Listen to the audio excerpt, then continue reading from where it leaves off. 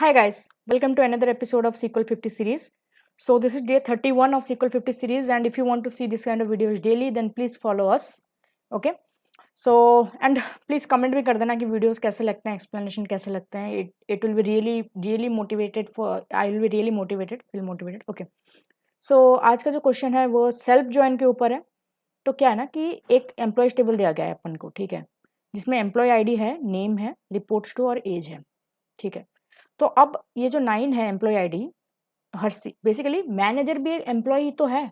तो ये हर्षी जो है वो भी तो कंपनी का एक एम्प्लॉय ही है, भले ही वो मैनेजर है लेकिन है वो एम्प्लॉय, ठीक है.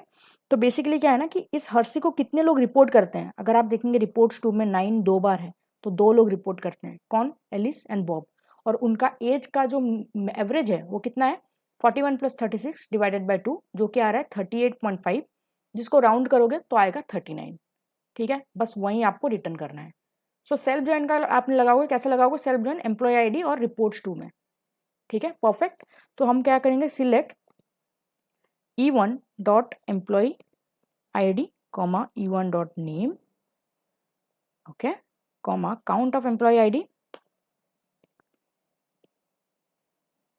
as reports count, okay, then round average. Round इसलिए क्योंकि राउंड करने के लिए बोला गया है. 38.5 का राउंड है 39.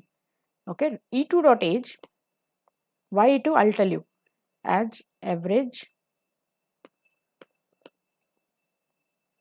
As from employees E1 join employees E2, okay, on E1 dot employee ID equal to E2 dot reports to. Cool. अब ग्रुप बाय लगाओगे आप एम्प्लॉय आईडी से, group by E1 dot employee ID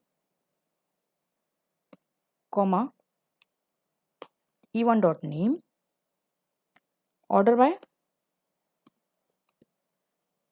E1 dot employee ID, count of E1 dot employee ID. Okay, now I'll run it.